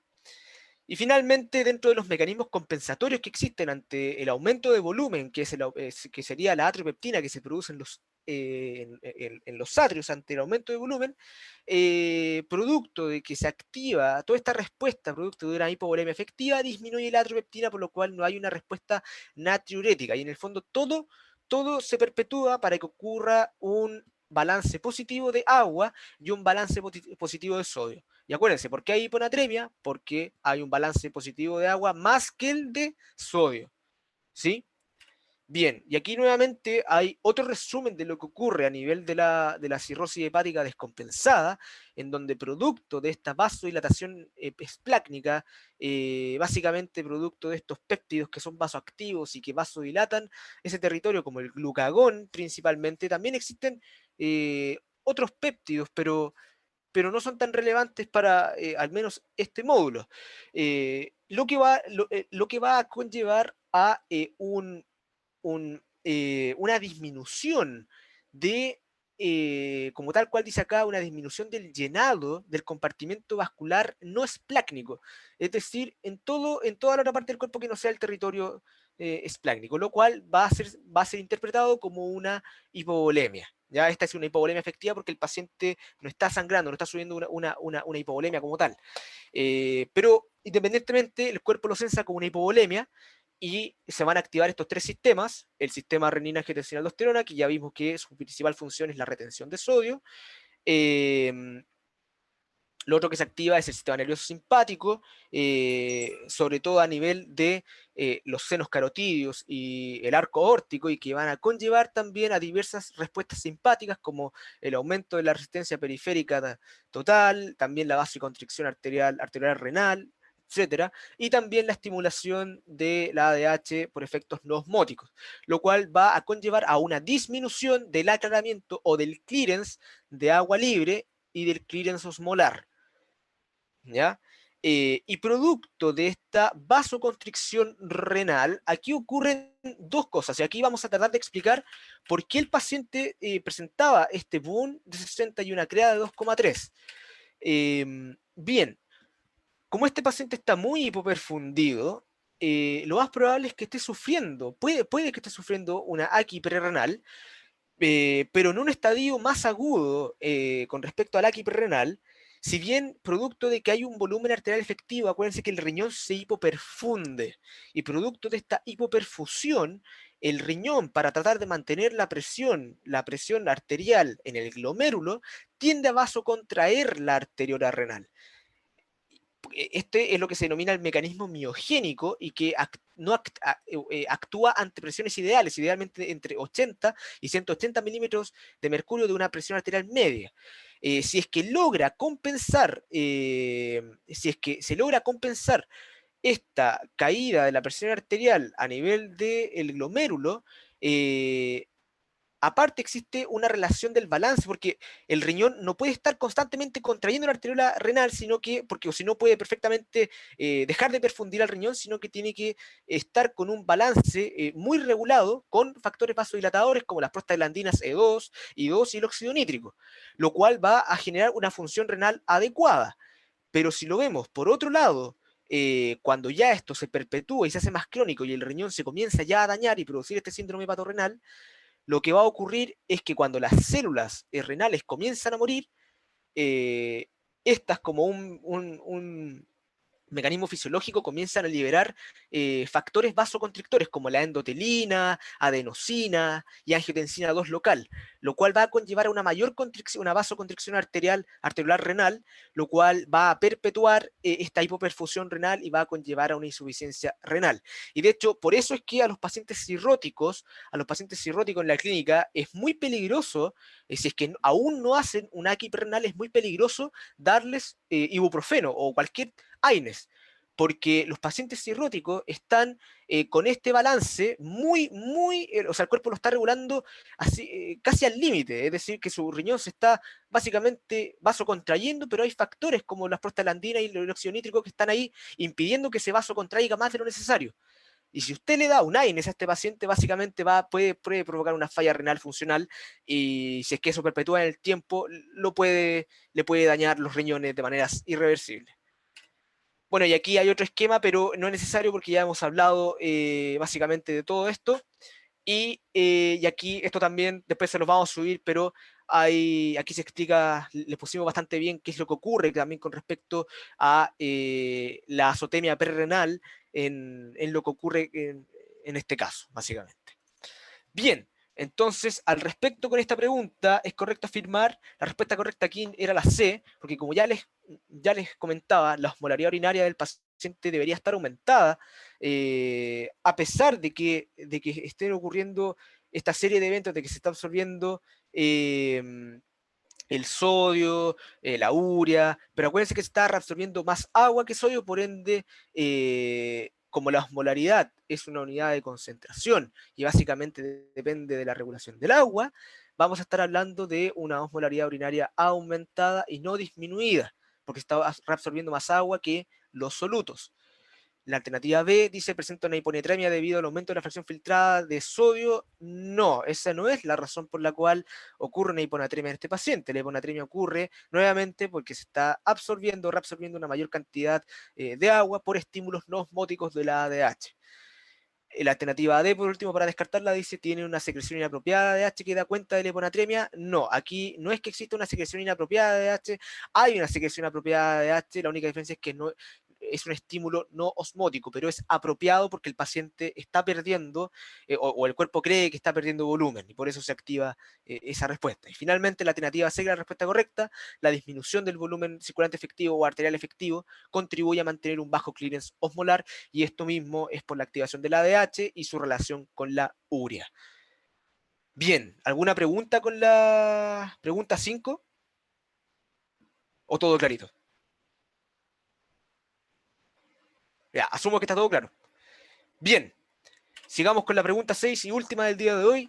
Paciente masculino de 30 años de edad, sin antecedentes mórbidos, acude al servicio de urgencias por haberse quemado con aceite en la parte anterior del tórax, abdomen, muslo izquierdo y cuello en su parte anterior. Es clasificado como un gran quemado, por lo cual se le realiza tratamiento especial. Al respecto, ¿cuál de las siguientes alternativas es incorrecta? Ojo, porque aquí muchas personas se equivocaron, yo creo que al leer, porque muchas personas marcaron muchas alternativas correctas, ¿ya? Y no marcaron la incorrecta. Pero bien, ya vamos a analizar la alternativa incorrecta. Bien, básicamente, como tal cual dice acá, como les puse, el gran quemado, así bien a nivel de fisiopatología, porque no hay que complicarse mucho, se puede definir como aquella persona que tiene una superficie corporal total quemada de un 20% o más. Ya se van a dar cuenta, sobre todo cuando estén en cirugía o en otros ramos, que existen también otras definiciones de paciente gran quemado, que no tan solo cumplen con el tema de la superficie corporal quemada mayor a 20%, hay otras definiciones, pero a nivel de fisiopatología quédense con esta.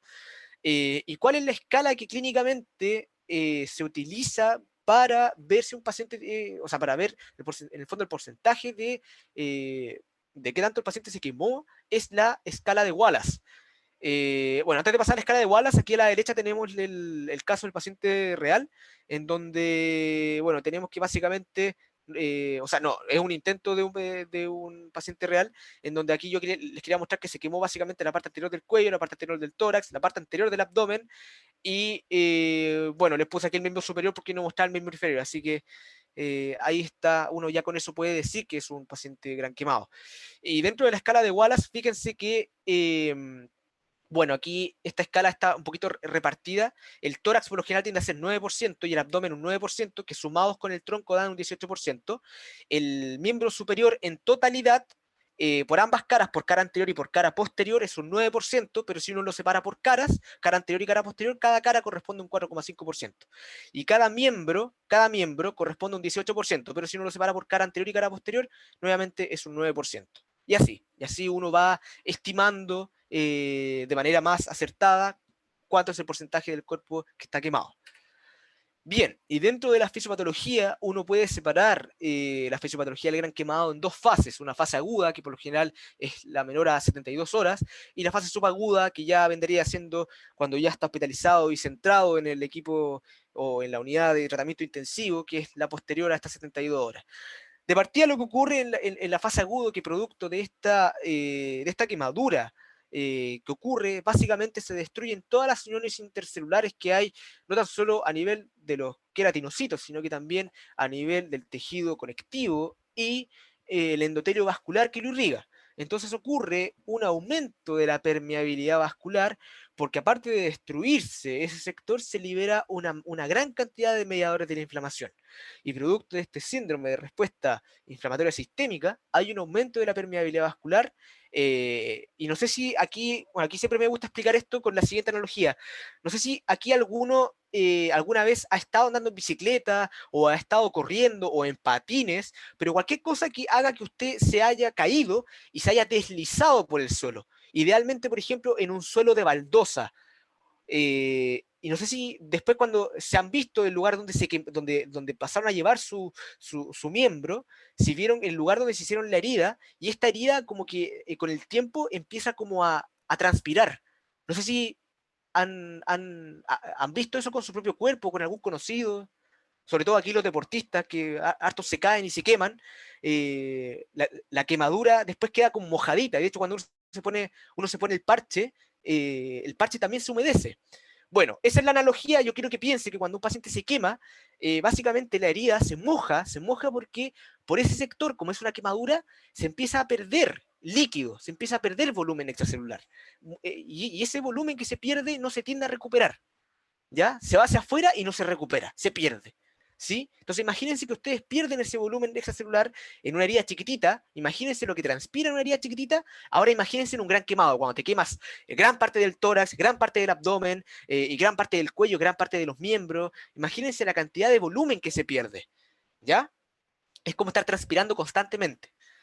Entonces, esta permeabilidad vascular aumentada hace que ocurra un balance negativo, no tan solo de agua, sino que también de sodio, y de potasio y de cloro, porque básicamente aquí estás perdiendo volumen extracelular.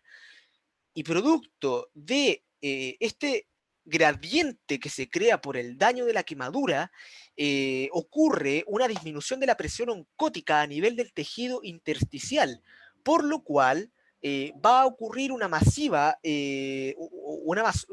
translocación de proteínas plasmáticas desde el espacio vascular hacia el tejido intersticial. Sobre todo la albúmina. Entonces ahí es donde los pacientes empiezan a perder mucha albúmina, lo que se denomina como esta hipoalbuminemia. Y también producto de que se produce este síndrome inflamatorio sistémico y hay un gran estrés por parte del organismo, se generan estas respuestas hipersimpáticas, por lo cual hay una respuesta hipercatecolinérgica, con lo cual va a conllevar a un estado de hiperglicemia. Acuérdense que las catecolaminas, la noradrenalina y la adrenalina, son hormonas pertenecientes al sistema de las hormonas contrarregulatorias, al igual que el glucagón, el cortisol y la hormona de crecimiento, por lo cual aumentan la hiperglicemia, ¿ya? O sea, aumentan la glicemia en el sangre y producen hiperglicemia. Y además, esta respuesta catecolinérgica también hace que todo esté acelerado. todo el metabolismo está acelerado, por lo cual se produce un hipercatabolismo celular, con una hiperglicemia, no con una hipoglicemia, ¿ya? Tengan ojo con eso. Y bien, dentro de la fase subaguda, después de que ya se instauró esta fase inicial, básicamente pueden ocurrir unas pérdidas, ocurren pérdidas sanguíneas y volumen plasmático, lo cual puede conllevar una anemia normo-normo, o una anemia ferropénica, si es que también mucho sangrado.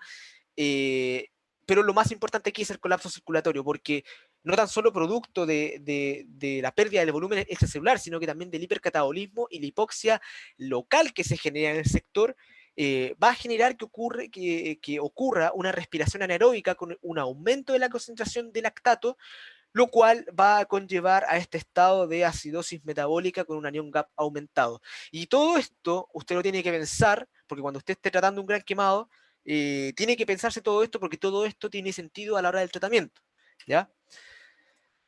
Bien, aquí también les agregué, si es que en el caso del paciente hubiera tenido una lesión de la vía aérea, que eso también conlleva a la hipoxemia, que es distinto a la hipoxia, pero en este caso no hubo lesión de la vía aérea, así que solamente hubo un aumento de la permeabilidad capilar, lo cual, producto de un volumen extracelular disminuido, producto de esta quemadura, ocurre una hemoconcentración, una mayor viscosidad, lo cual también contribuye a la perfusión, a la disminución de la perfusión tisular, y finalmente, producto de este colapso circulatorio, como ya les decía, va a ocurrir un choque hipovolémico, y ante estas respuestas compensatorias que ocurren, se trata de aumentar la resistencia vascular periférica, pero también de todas maneras va a disminuir la presión sanguínea, y esto sigue perpetuando la disminución de la perfusión tisular, lo cual todo esto va a conllevar a un metabolismo anaeróbico y finalmente la acidosis láctica y todo este efecto deleterio que va a conllevar a la salud del paciente.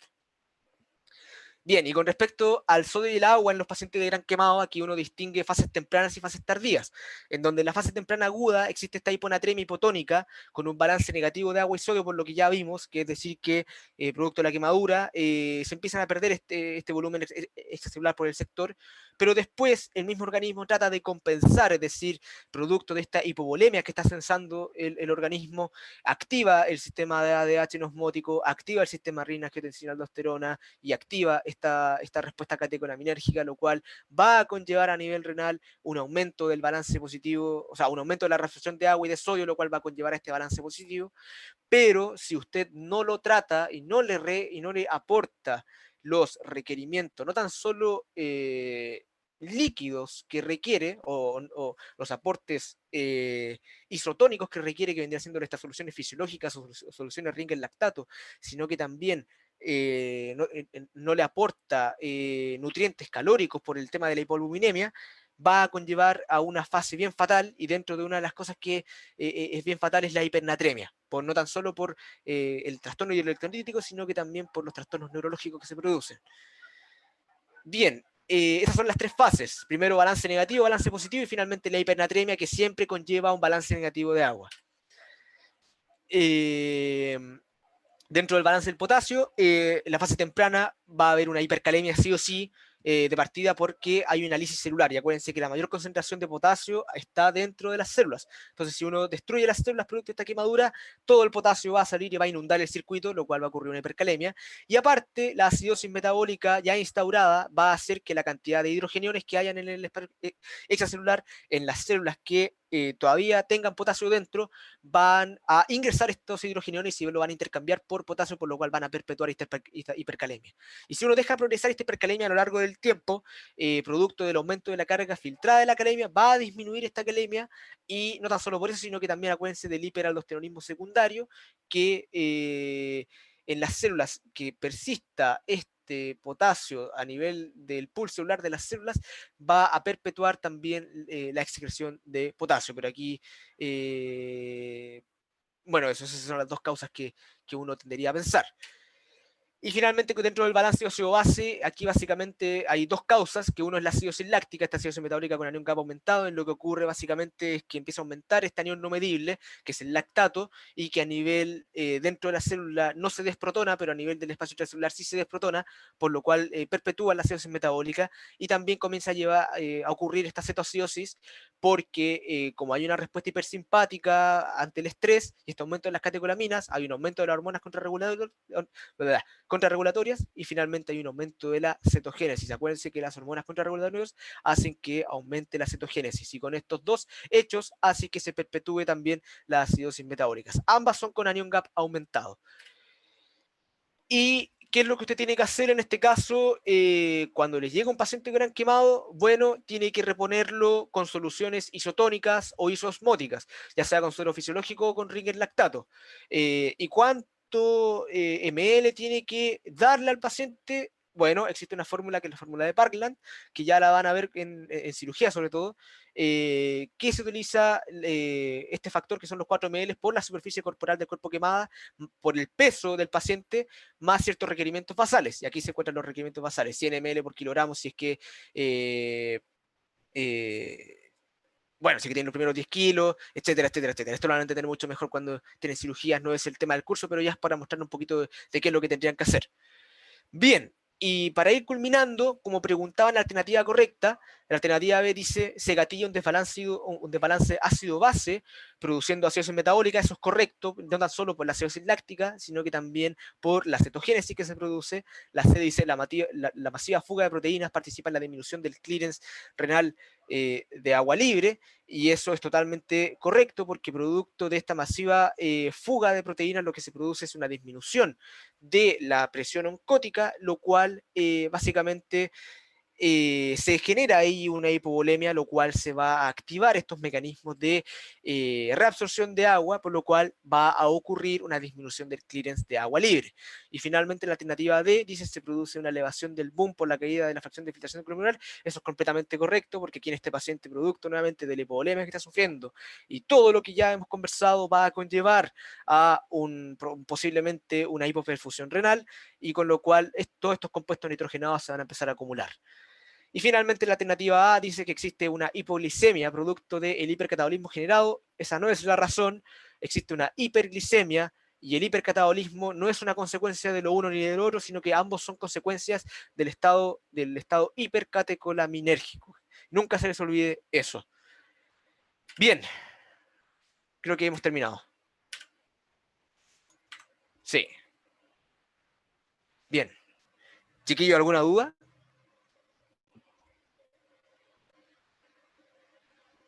¿Aló? ¿Me escuchó? ¿No? No, bacán. Todo clarito. Bien, desde todos los ayudantes, les deseamos el mayor de los éxitos en su certamen del día lunes, si no me equivoco. Ojalá les vaya bien. Lean bien las preguntas, por favor, sobre todo si es que dice correcto, incorrecto, y lean muy bien lo que dice. Un consejo, metiendo mi cuchara, que en términos de cuando hayan como den los datos de osmolaridad, calculenlo. Cuando hagan lo de, o sea, te den la glucosa, la urea y el sodio, calcúlenlo, porque si uno piensa, si uno lo hace a la rápida y piensa que a lo mejor está hiperosmolar o disminuido, va a ser diferente a que uno calcule la fórmula. Entonces hagan eso, porque fue un error en el certamen pasado. O sea, por lo menos cuando yo lo dije. Sí, Así otro consejo es que revisen el PPT de Aki, sobre todo. No sé, si bien por ejemplo, el éxito igual está bueno en Aki, pero el profe no tiende a repetir preguntas. Así que revisen bien el PPT de Aki, sobre todo. Y cualquier duda que tengan durante estos días, vamos a estar atentos en Instagram para poder resolver eso. Así que ojalá que la vean bien. Sí, mucho éxito. Ya, pues chiquillos, un abrazo, cuídense mucho. Muchas gracias. Gracias. Gracias. Chao. Chao. Hasta luego, que les vaya bien. Chao, gracias.